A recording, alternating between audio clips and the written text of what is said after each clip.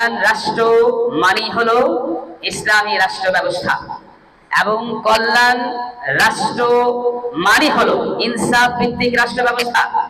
কল্যাণ রাষ্ট্র মানেই হলো শরিয়া আইনের মাধ্যমে মানুষের অধিকারকে নিশ্চিত করার ব্যবস্থা। কল্যাণ রাষ্ট্র মানেই হলো সকল ধর্ম এবং বর্ণের মানুষের অধিকারকে নিশ্চিত করা।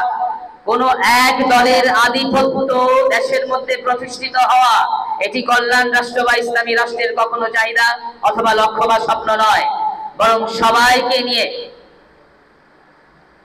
অংশগ্রহণমূলকভাবে সকলের ম্যান্ডেট এবং মতামত নিয়ে এই দেশকে অপেক্ষাকৃত একটি বিশুদ্ধ পদ্ধতিতে পরিচালনা করাই হলো এবং এই দেশকে সামনে এগিয়ে নিয়ে যাওয়াই হলো আমাদের লক্ষ্য।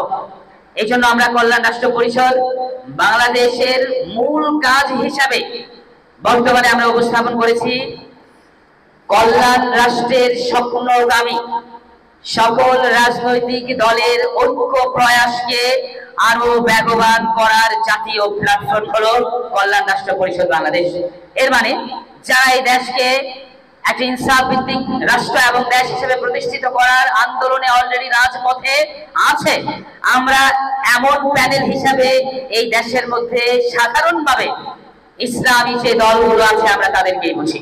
আমরা আরো স্পষ্টভাবে বলছি, ইসলামী আন্দোলন বাংলাদেশ আছে, বাংলাদেশ জামায়াতে ইসলামী আছে, বাংলাদেশ খেলাফত মজলিস আছে, বাংলাদেশ খেলাফত আন্দোলন আছে, জমিয়তে উলামা ইসলাম বাংলাদেশ আছে, ইসলামী ঐক্য জোট আছে।